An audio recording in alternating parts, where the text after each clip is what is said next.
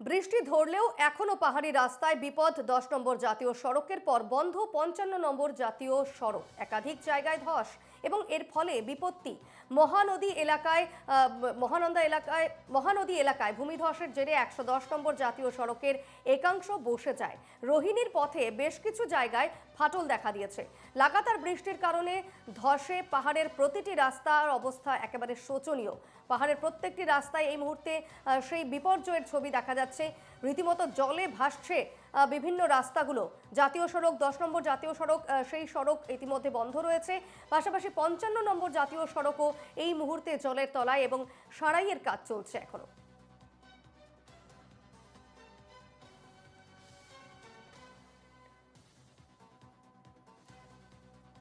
রোহিণীর পথে বেশ কিছু জায়গায় ফাটল, লাগাতার বৃষ্টির কারণে ধস পাহাড়ে এবং এখনো কিন্তু উত্তরবঙ্গের বিপর্যয় কাটেনি এবং বিপর্যয়ের ফলে লাগাতার বৃষ্টি হচ্ছে। বৃষ্টির ফলে ১০ নম্বর জাতীয় সড়কে ধস নেমেছে এবং ধসের জেরে ইতিমধ্যেই বন্ধ করে দেওয়া হয়েছে ১০ নম্বর জাতীয় সড়ক। পাশাপাশি এই মুহূর্তে বন্ধ রয়েছে ৫৫ নম্বর জাতীয় সড়কও। ঘুরপথে চালানো হচ্ছে যানবাহনগুলো।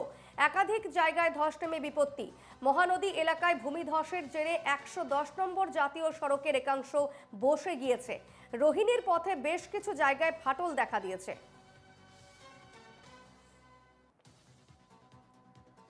এই মুহূর্তে যে ছবি আপনারা দেখছেন, ১০ নম্বর জাতীয় সড়ক একেবারে জলের তলায় এবং রাস্তা নাকি নদী তা বোঝার উপায় নেই। এমনভাবে রাস্তার ওপর দিয়ে জল গড়িয়ে যাচ্ছে যেন মনে হচ্ছে গোটা একটা আস্ত নদী এবং রীতিমতো বিপদ সংকুল যাতায়াত হচ্ছে যানবাহনের। এবং এই মুহূর্তে সেই ছবি আপনাদের সামনে আমরা তুলে ধরেছি।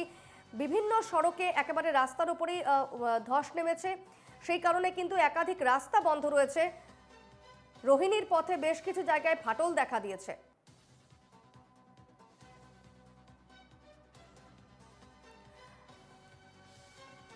আমাদের সঙ্গে এই মুহূর্তে সরাসরি রয়েছেন প্রতিনিধি অংশুমান চক্রবর্তী। অংশুমান, আজকের কি পরিস্থিতি, এই মুহূর্তে ঠিক কি ছবি রয়েছে?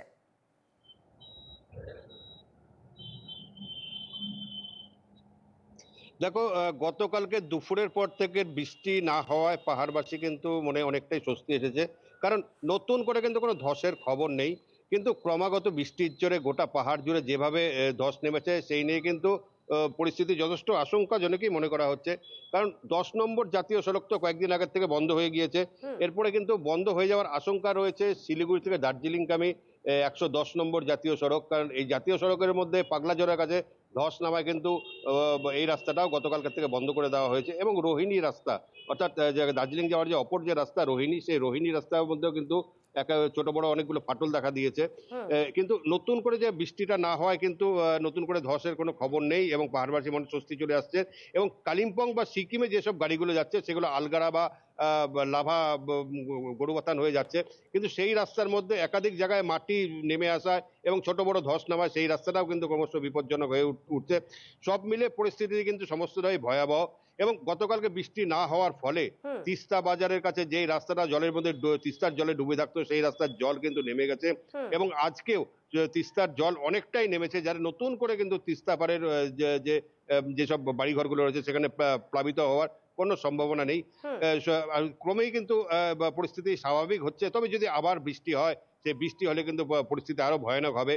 বিশেষ করে সেলফি ধারা বা বিরিক ধারা ১০ নম্বর জাতীয় সড়কে, সেই জাতীয় সড়কের যেভাবে ধস নেমেছে সেখানে কিন্তু পাহাড় কেটে নতুন করে রাস্তা তৈরি করা হচ্ছে।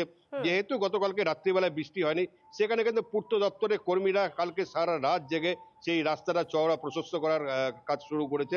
এবং যেভাবে কাজ হচ্ছে, নতুন করে বৃষ্টি না নামলে তাহলে হয়তো আগামী কয়েকদিনের মধ্যেই এই রাস্তা দিয়ে যান চলাচল শুরু করা যাবে বলে মনে করা হচ্ছে।